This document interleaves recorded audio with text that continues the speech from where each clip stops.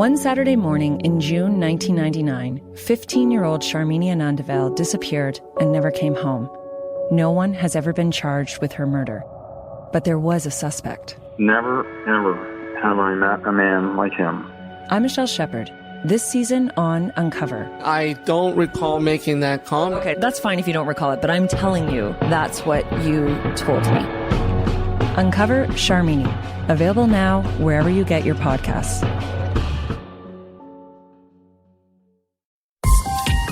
This is a CBC podcast.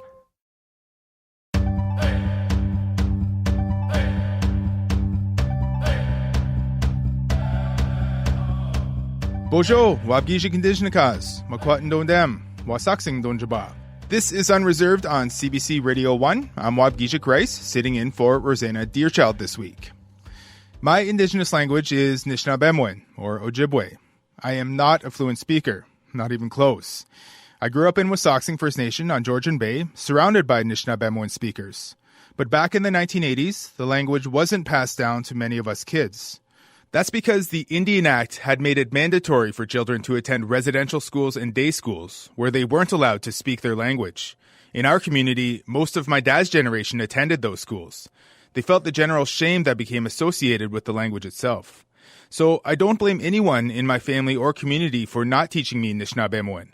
But it's been largely up to communities and individuals themselves to do the repair work. We had daily classes in elementary school on the res, but that's not nearly enough to learn a language fluently, especially one that has so much history and emotion connected to it. As a teen, I didn't take Anishinaabemowin seriously at all, and my formal education off-reserve didn't place any value on it. But moving from the res to the city for university and then to start a career changed my perspective. I longed for the sounds that I didn't necessarily understand, but that I knew were the foundation of who I was as Anishinaabe. So for the last 2 decades of my life as an urban Indigenous person, I've been trying to finally learn my language properly, although not necessarily successfully. I'd go to free community classes in whatever city I lived. I bought and borrowed as many books and resources as possible. I even took university courses here and there, most recently at the University of Sudbury. My path to Anishinaabemowin fluency is still a bit unclear, but the urgency is sharper than ever, especially now that I'm 40. The older generations of Indigenous language speakers are dying, and as the parent to a 3-year-old with another baby on the way, it's up to people like me to ensure the language has a chance with the next generation. And my story isn't unusual.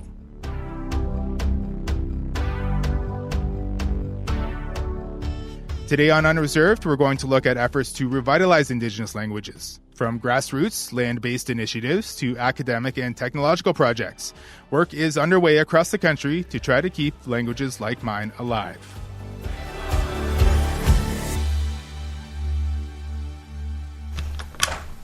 Oh, Ani. Ani. You're being again. Oh, miigwech. Anishna. Doggy this. Yeah, I'm sore. Yeah, but everything's good. Oh, right on. Oh, Minnow, yeah, I'm good. Thanks. Ani. Wabgijik Nijnikas. Ani. Oh. I've just arrived at Nimki Ajbekong. It's an Anishinabe language and culture camp located in the woods north of Elliott Lake in northern Ontario, about 2.5 hours outside of Sudbury. The name means Village of Thunder Mountain in Anishinaabemowin. It started in June 2017 to create a lands-based camp to give youth and elders an opportunity to share their language while learning traditional Anishinaabe activities like harvesting medicine and food and creating art. Artists Christy Belcourt and Isaac Murdoch created the project with funding coming from grassroots initiatives. Throughout the year, people speak Anishinaabemowin while making maple syrup, tanning deer hides, and more. When you're gathering sap. Not the wobble. Not the quabo? Yes, the sap, yeah. And then, so nado B. Do nado B, I am collecting sap or water or... After taking a tour of the site, which features ceremonial lodges, a dining cabin, gardens, residences, and more, I sat in on a language chat.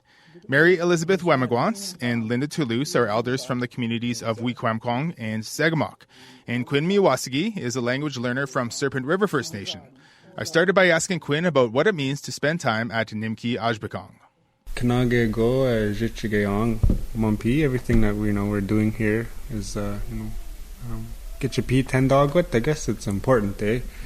You know, so you know, me jouer book. So you know, I think it's really important that, you know, people have an opportunity to learn, you know, language. You know, sometimes outside of the classroom as well. So, you know, doing a lot of lands-based stuff, I think, is really cool. Learning about, you know, how you can tie in lands-based, you know, activities and learning, and kind of a lot of the vocabulary with it, you know, often you know, is something that we want to document. You know, we feel it's very important. You know, wanting a place where language and culture can be practiced, you know, all the time, not just one conference here, one event there, but somewhere that is just continuously practiced and, you know, encouraged, right? So, and for you, why is it important to work on the language and to speak it and to, you know, make sure that there's a place for it? Mm-hmm. Well, for me, as I started to learn, my kind of whole worldview started to change. You know, how I understood my relationship to one another, how I understood my relationship to the land, and, you know, my responsibility to kind of, you know, my relatives, to the land, and, you know, to, you know, those that are not here yet, right? It really kind of grounded me in my Anishinaabe identity. Mani, what do you think about young people who are on this journey to connect with their language? I think that's a great thing to do, and I really appreciate them speaking the language. I think it's important that they should learn the language. What do you think about what's happened to the language over the generations with people becoming disconnected with it? I think that's because they didn't want their children to be left alone, left behind, like they did with the, I don't want to speak about the residential school, but that's exactly what happened. People didn't want their children to be subjected to that, so they wanted them to succeed. So that's why they didn't teach them their language. But now it's coming back, and all the schools that are teaching it, they do teach it, but the kids aren't able to connect the words like in the sentences. And that's what I like to see them doing, is connect the words. And Quinn, same question I had for Mani, like when you consider the history and what's happened to Anishinaabemowin, reflecting that way, how does that make you feel? What goes through your head? Yeah, you know, I think, you know, my family, there isn't much, you know, speakers left in my family. I got one auntie who, you know, does speak, but in my community there aren't many speakers. So, you know, I feel like I have a big role and responsibility to do what I can to retain the language in my family and in my community. And, you know, so that's something that I feel really passionate about. So, you know, I'm hopefully that I can be a part of the broader movements as well in the region. There's a lot of really pockets of really cool people doing really cool things, and it's a nice little network of like a learner community that are very supportive, and they help each other out, making lasting, you know, friendships and relationships through that too. So it comes down to community building as well. I think, you know, it brings our communities, families together, our young and old ones together, and it really promotes, like, you know, really positive community, you know, wellness. What would your message be to people who want to learn their language? Go to the people that do speak it and ask them questions, or join the people that are speaking it. I know it's hard to do, but I think that would be not the only way, but it's a good way to start. Kina guaban gingo wa Anishinaabe wanda ken want Anishinaabe wat kai the sexisiok neap the dapna wat wanda of chicken doing dog manda nongo Anishuebak Pinochiakin Anishinaabe kai kensi no Anishia wat Anishinaabe gedaumen neap dapna damanda Anishinaabe wat do it. Linda was saying that don't be scared, Quinn. Were you scared when you started out? Yeah, I was, but there's a lot of fun into it, right? You know, just like learning anything new. If you're learning how to skate or if you're learning how to do something new, there could be, you know, a little bit of anxiety. You can feel a little bit nervous when you're trying something new. But, you know, Anishinaabemowin and Sogijigat, you know, every single day, if you just use what you know and kind of build on that every day, right? And if you see, you know, activities happening and you're available to go, you know, really make an effort to attend. And like I said, there's awesome, you know, speakers, learners, you know, out there that are very supportive. And so, you know, there's a lot of resources out there as well. So, you know, if you don't have access to any speakers right away or classes or opportunities, you know, there's some pretty cool language resources and kits and audio lessons that can, you know, help you if you want to study on your own. So, you know, there are different opportunities, and have fun with it. I think that's really important. How do you stay hopeful? I had this thing happen. So I was at a ceremony, and you know, and even just a feast. I was at a feast, and you know, we had a speaker, an elder, bless the food and give thanks. And I understood like almost everything that was said, and you know, that really. It made me cry, and it makes me really emotional just thinking about it now, because it feels like you know, you don't seem like you won't have any far gains right away. It doesn't seem like, oh, I'm not getting anywhere, but then slowly and surely you get there, and those little moments that you have, you celebrate them. Like, you know, like I did a little bit of baby talk, and I was able to converse back and forth, and I understood what they were joking about over there now, right? Why they're laughing, right? So. Yeah, it's cool. It's a lot of fun. So, never be scared. It is a scary thought in the beginning when you're don't know who you are. You're lost. We want to get all these kids back to know their spirit, gain their spirit back, to know that they're Anishinabe, and the language will come with it.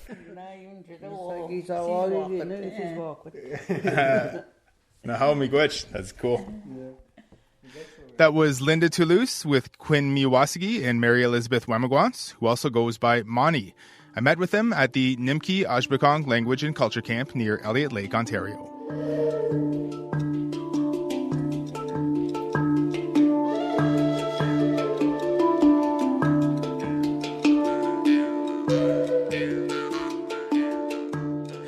Did you know that CBC has a brand new podcast recorded entirely in Cree? Take a listen to this. What do I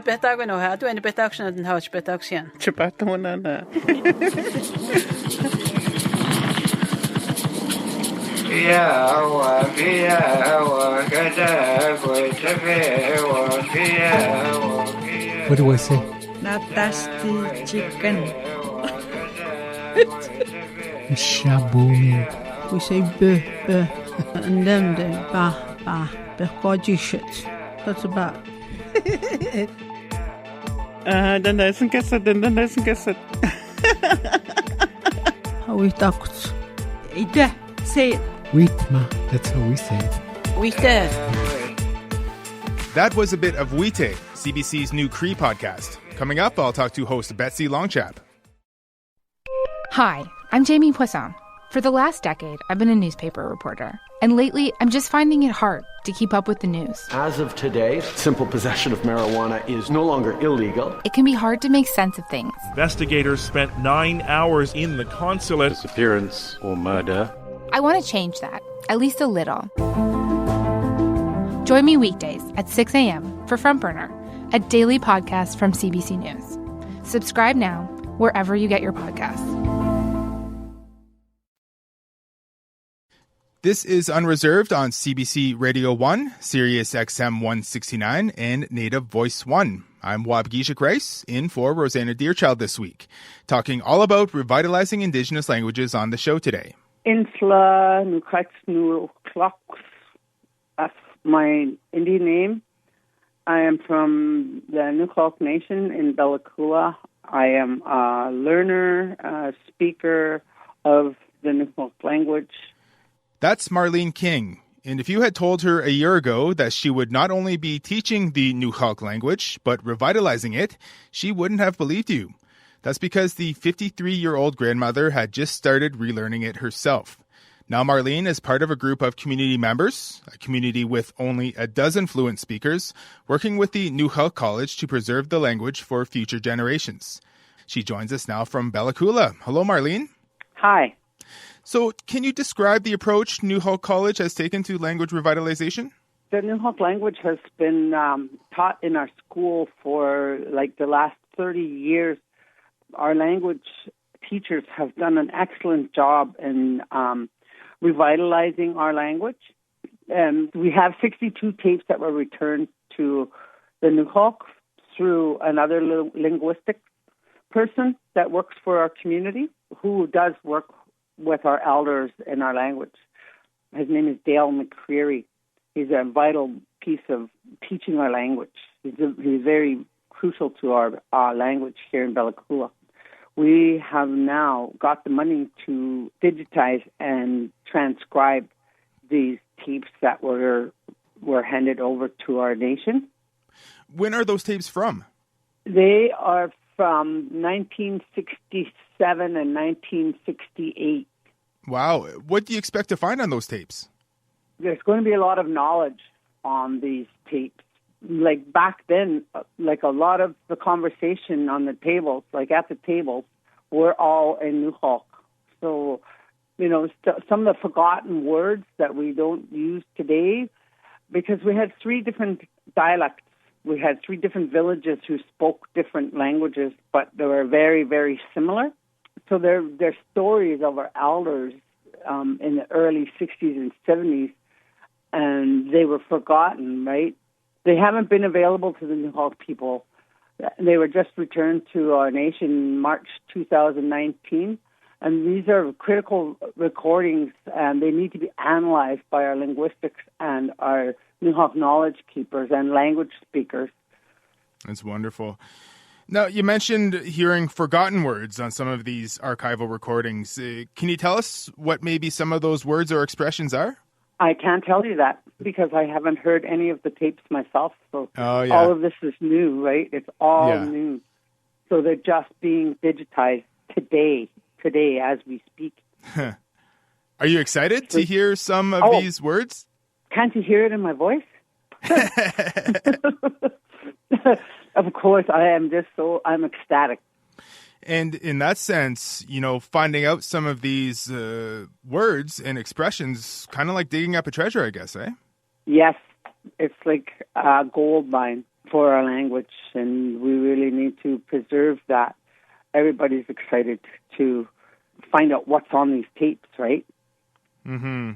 We trained 3 of our people that speak our language to Vancouver to a training course for transcribing, but we have reel-to-reel tapes as well that we're not able to do those recordings right away until we get the proper equipment for those recordings.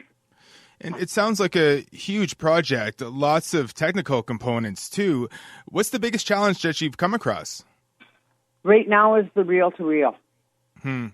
Because, we don't know what if these tapes have deteriorated but they've been kept very well. So we're assuming that these tapes, that they're still, viable. Marlene, why is it so vital to do this work now?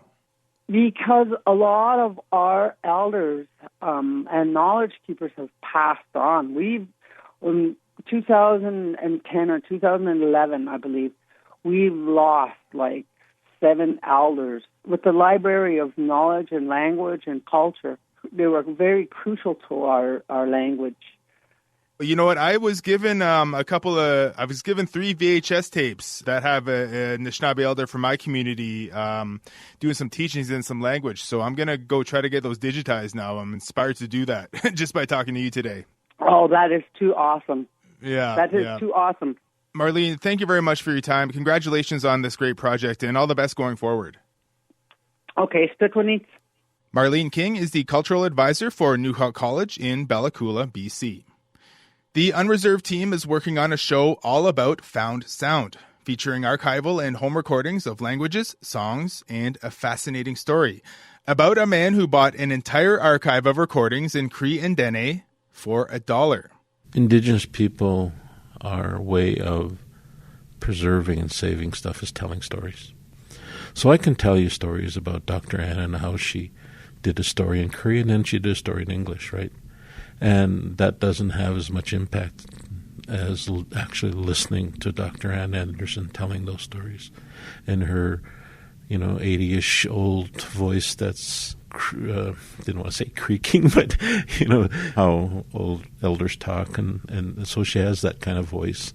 And to actually hear her talk, I think is so powerful. If you've got some archival, family, or sound recordings you'd like to share, email the show and let us know. Unreserved@cbc.ca. We can't wait to hear them.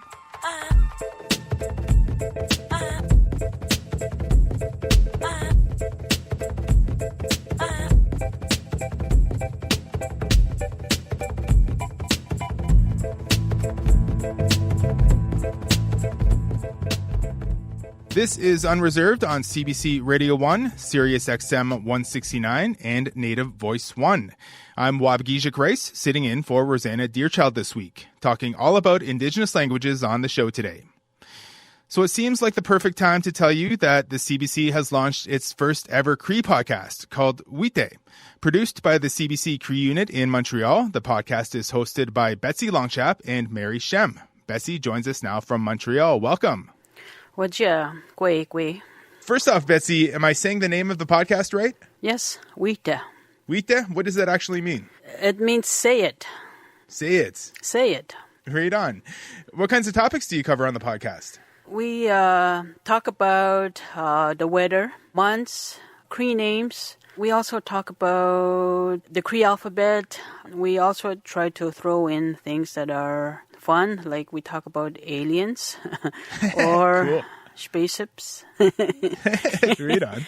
We try to talk about different topics. How does it feel to be part of CBC's first podcast recorded entirely in an Indigenous language? I am really proud because this was a project that we talked about maybe 2 years ago, but last year we started talking about it more because it was the year of Indigenous languages. And then we wanted to do something to highlight the year of Indigenous languages. We were proud to launch a full Cree language podcast. Well, congratulations. It sounds like a wonderful initiative that a lot of people will definitely benefit from. And Bessie, I understand that when you were a kid, you were a big fan of the CBC Cree unit. Yeah, I remember. I used to listen to Cree broadcasting from Montreal, the same building where we are right now. And I used to like the children's legends. And they would come on just before I head out the door to run to school because I only had to run up the hill to get to my class to be on time. So I really liked the legends, the Cree legends. Like I was so proud because I heard my own language on the airwaves, radio, and the fact that it was broadcasted from Montreal, and here we are. I was able to listen to it in my own home community. And I used to tell my grandma, maybe I'll be on the radio one day. And she would just laugh at me. And here I am. So what's your relationship with your language? Have you spoken Cree your whole life? Yes, I've spoken Cree all my life because I was brought up by my own grandparents. I learned a lot from them. They taught me the Cree way of life, the Cree traditions, and all the ceremonies. And I really benefited from them, like all the different teachings they taught me, and especially the language, because I can say I am so proud to be able to speak my language today. Now, in Anishinabe territory, where I'm from, there are different dialects, and they can vary from community to community, right? And obviously in northern Quebec, there are a few Cree dialects as well. Is that a problem sometimes when producing the podcast? Not really. We have fun because sometimes what happens with Mary, because Mary is more from the northeast community, like Wabmaukstui is the last one on the map. So sometimes they say things differently. Where I am from, it's more the southern part. It's inland. So sometimes we say things differently, but they mean the same. But we have fun saying it. And there's no problem because I can easily understand her, or if she says a word, I can easily understand it because the way she phrased the word, like in a sentence. So it's not a problem for me. Like I've been doing this job for 20 years, and I've been interviewing people from every community, but I'm able to understand them. The Cree language itself is still evolving, and as you mentioned, you recorded a podcast on things like aliens, spaceships, technology. Mm-hmm. Now, I imagine there wasn't a Cree word for podcast, so how have you decided to translate the word podcast into Cree?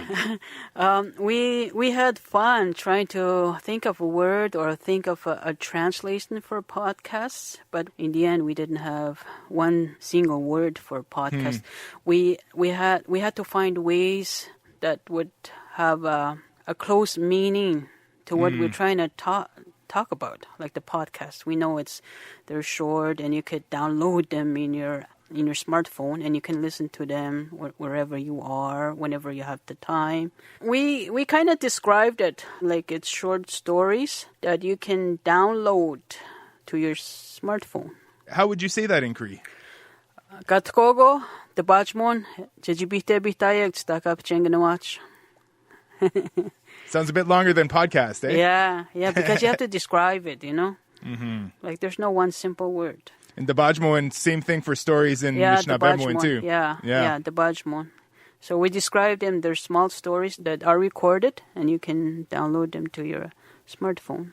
A smartphone, we describe it also. We say that it's a phone that you always have in your hand. So we say, Dakap Chengens Kajibabartukunum. So it's a cell phone that you always have in your hand. That was the closest translation that we decided, me and Mary. And Betsy, how do you think your podcast will help people who are early in their Cree language learning journey?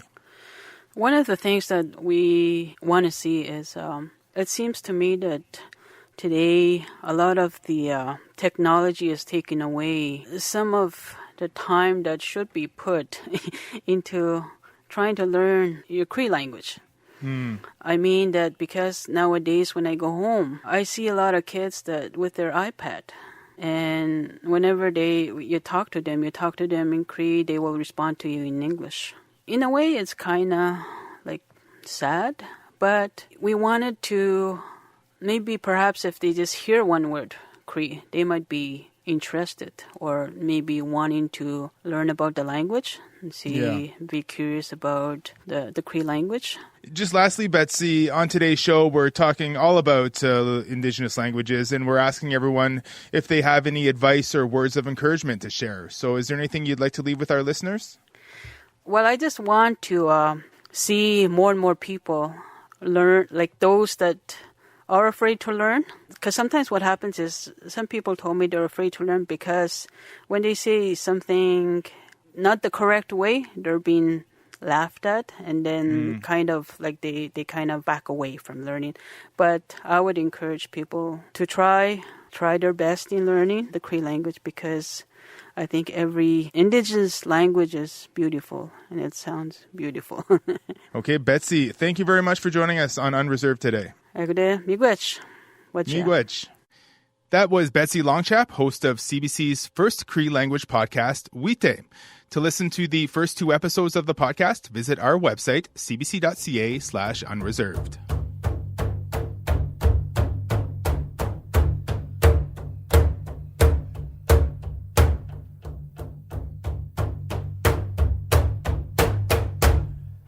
You're listening to Unreserved on CBC Radio 1, Sirius XM 169, and Native Voice 1. I'm Wabgisha Grace, sitting in this week for Rosanna Deerchild. What's your name? Girls. How about I ask you in Anishinabe? I say, Anish Ejnikadzien. Jikwis Dijnikaz. Go in the Anishinabe book. Yeah, okay, let's read the Anishinabe books now, okay? So let's do Nimki Shaman Wensiag. Remember this one? As you've heard on today's show, there are many ways to learn how to speak Indigenous languages, and it's especially important for children to learn as much as they can at an early age. My wife Sarah and I aren't fluent Anishinaabemowin speakers, but we try to teach our 3-year-old son Jikwis as much as we can. He is named in his language, after all. Jikwis means firstborn or eldest son in Anishinaabemowin. It's also the name of a key figure in our old stories. My father and grandmother named him, as is custom among many Anishinaabe families and communities. And the time is coming for him to start school. He'll be in junior kindergarten in the fall.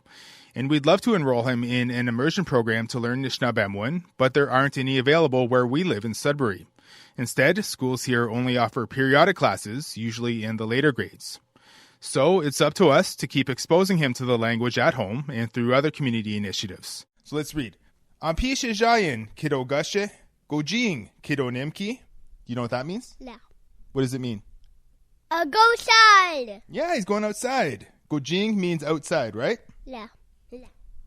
Cool. Okay, next page. Until there are accessible immersion programs, we'll have to keep prioritizing the language in the home ourselves. Nimki Kiddo Bijan Wabos Bijan Jidmo. What does that mean? I don't know. Do you know what Wabos is? Yeah. What is it? Bunny. A bunny. Yeah, exactly. What's Jidmo? I don't know. Oh, you don't know Jidmo in English, I don't think. It's a squirrel, remember? Melissa Labrador felt the same way. After seeing a lack of Mi'kmaq education in the public school system, she decided to homeschool her twins to make sure they'd be immersed in culture and language. The CBC's David Burke headed to her home on the Wildcat Reserve in Queens County, Nova Scotia, to find out how things were going. I like to, there's a lot of books on the shelf, and I just pick one out and I start reading it. Only easy book I can read is this one, Big Fish, Little Fish. There's never a lineup to get into Melissa Labrador's class. She only has 2 students, her daughter Naguset and her twin brother Depkweneset. Class is held in a room full of shelves packed with brightly colored books and educational posters. There's a small gray table in the center of the room where the pair do some of their reading. 2 fish down, 1 fish up. Do we get caught? Naguset and Depkweneset are taking classes at home because their mother wants them to be proud of who they are and where they're from. She teaches them Mi'kmaq language, art, music, and medicine, all coupled with lessons on math, writing, and science. My twins are learning a lot more than what they would in a public school. It's unfortunate, I remember being in public school and learning about the Indians or the Mi'kmaq people of Nova Scotia and how we were savages. So that's something that I want to make sure that never gets taught to my twins. A lot has changed in the education system since then. There's more fulsome information on Mi'kmaq culture and history taught in schools, but it's still not enough for Labrador. She wants her children to live and breathe their culture every day of their lives.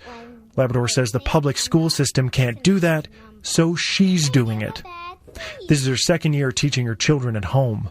We had the French immersion schools and stuff like this. I like to think this as Mi'kmaq immersion. We include some language, but everyday living, it's who we are, and that reflects in the studies we do, right through the sciences, through the math. We can include our natural environment, which is important to us. That includes frequent trips to the forest to help our children have an appreciation for nature and discover how connected people are with the world around them. She even takes the children hunting for ingredients for traditional medicines.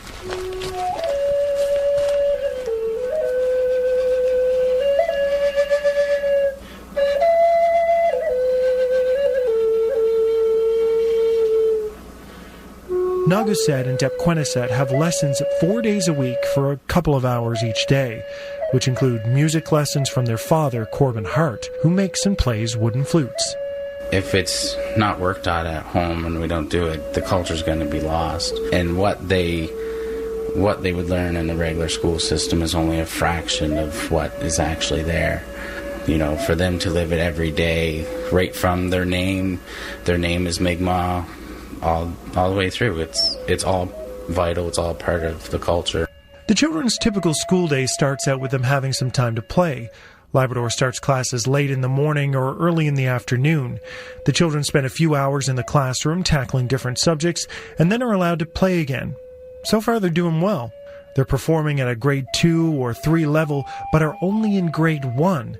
Still, Labrador, who has no formal education training, does have some doubts. I'm always thinking, can I do it? Am I teaching enough?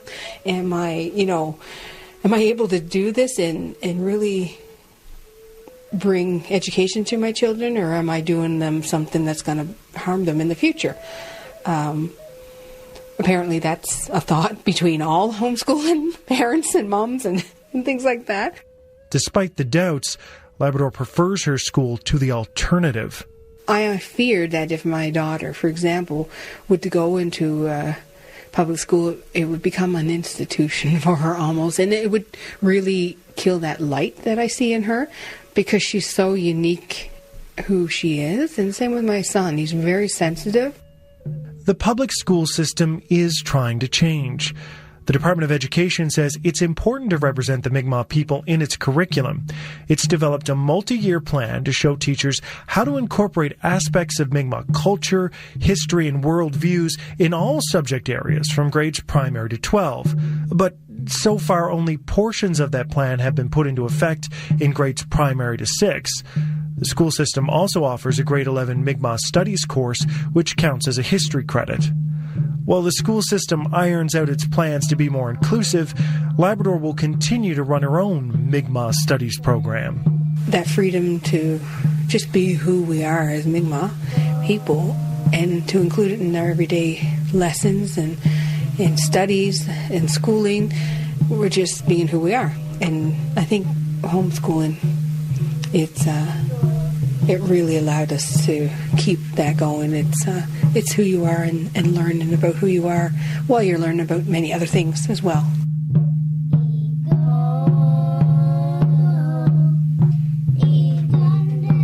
Labrador says homeschooling her children is just one small way she can help preserve her culture. For Information Morning, I'm David Burke on the Wildcat Reserve near Kejimkujik National Park. Thanks to the CBC's David Burke for sharing that story with us.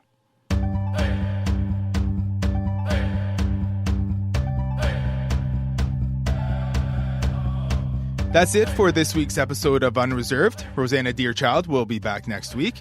This episode was produced by Zoe Tennant, Kyle Musica, Stephanie Cram, and Anna Lazowski. Special thanks to Lucy Burke in Iqaluit and Mary Catherine McIntosh in Halifax this week. I'm Wabgijik Rice, coming at you from Nuswakamuk, also known as Sudbury, Ontario. Thank you for listening to Unreserved on CBC Radio 1. Miigwech.